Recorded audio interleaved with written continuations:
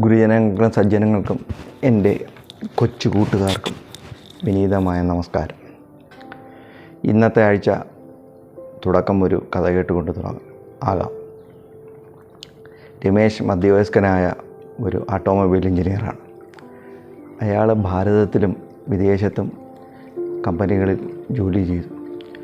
ഇപ്പോൾ നാട്ടിൽ ഒരു കമ്പനിയുടെ റീജിയണൽ ഹെഡായി ജോലി നോക്കുന്നു.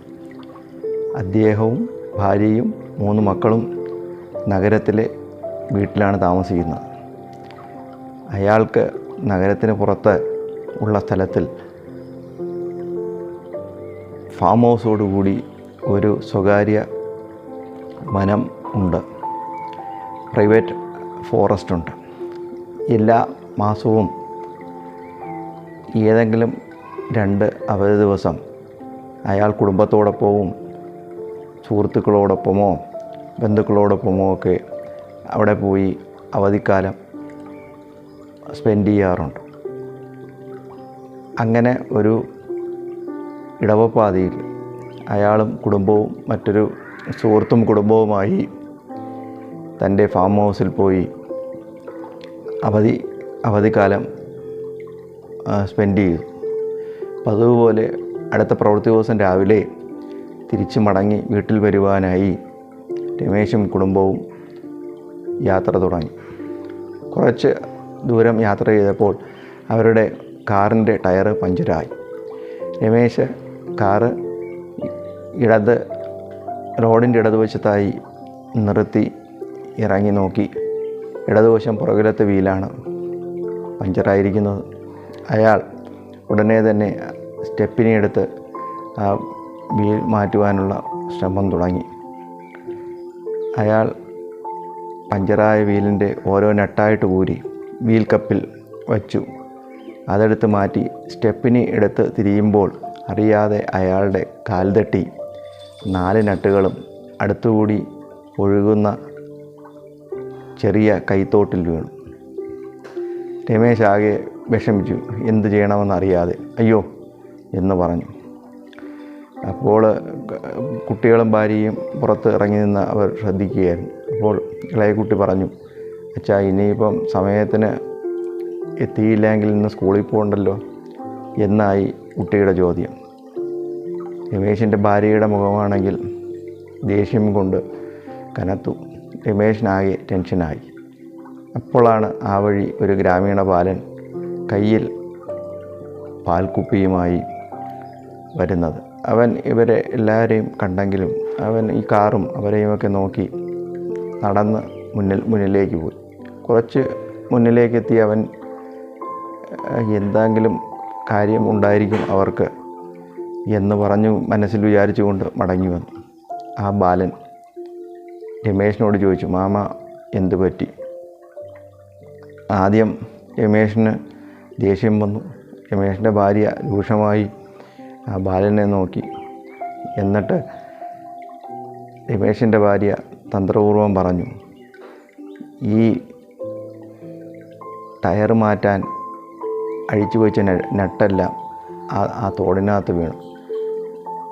നിനക്ക് പൈസ തരാം, നീ ആ തോടിലിറങ്ങി ഒന്ന് നോക്കാൻ കഴിയുമോ?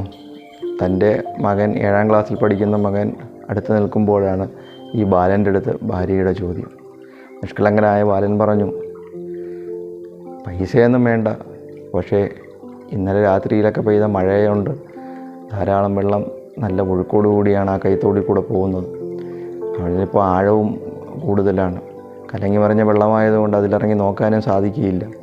ഇല്ലായിരുന്നെങ്കിൽ ഞാനിറങ്ങി നോക്കാമായിരുന്നു എന്ന് നിഷ്കളങ്കനായ ആ ബാലൻ മറുപടി പറഞ്ഞു.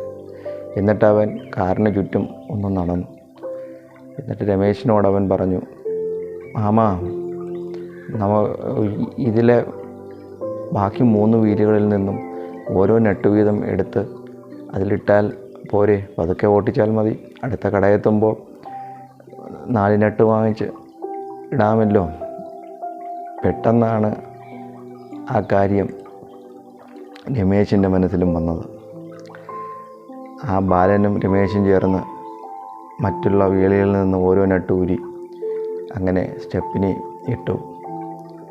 രമേശ് കാറിൽ കയറുന്നതിന് മുമ്പേ ആ ബാലൻ്റെ തലയിലൊന്ന് തലോടി നന്ദി പ്രകാശിപ്പിച്ചു. നന്ദി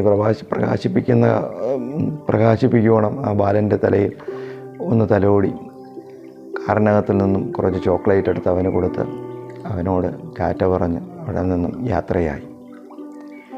ഈ കഥ ശ്രവിക്കുന്ന മുതിർന്നവർക്കറിയാം, 30-35 വർഷങ്ങൾക്ക് മുമ്പിൽ നമ്മളുടെ എല്ലാവരുടെയും, കുട്ടികളുടെ ആയിരുന്നാലും മാതാപിതാക്കളുടെ ആയിരുന്നാലും ആക്ടിവിറ്റീസ് വീടിന് പുറത്തായിരുന്നു.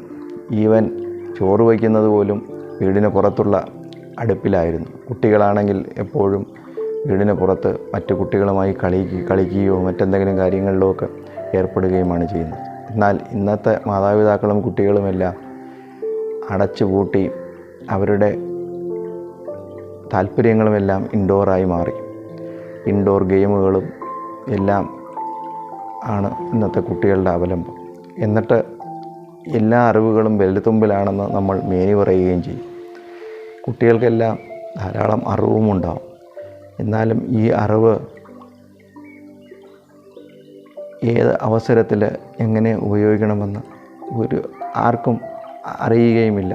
അവർ ചില സാഹചര്യങ്ങൾ വരുമ്പോൾ എത്ര അറിവുണ്ടെങ്കിലും അന്താളിച്ച് നിൽക്കുന്നതാണ് നമ്മൾ ഈ നാളുകളിൽ കാണുന്നത്. അതാണ് ഈ കഥയും നമ്മളെ പഠിപ്പിക്കുന്നത്. നമ്മൾ പുറത്തിറങ്ങി നടന്നാൽ മാത്രമേ നമ്മളുടെ പരിസരവും നമ്മൾക്ക് പ്രായോഗിക ജ്ഞാനവും കിട്ടുകയുള്ളൂ എന്ന് ഈ കഥ നമ്മെ പഠിപ്പിക്കുന്നു. മറ്റൊരു കഥയുമായി ഞാൻ നിങ്ങളെ കാണുന്നതുവരെ രാകേഷ് ചീമര വിടവാങ്ങുന്നു. സ്വസ്തി പ്രജാഭ്യ പരിപാലയാന്താം ന്യായേണ മാർഗേണ മഹ്യം മഹിഷ ഗോബ്രാഹ്മണേഭ്യോ സുഖമസ്തു നിത്യം ലോകാ സമസ്ത സുഖിനോ ഭവന്തു.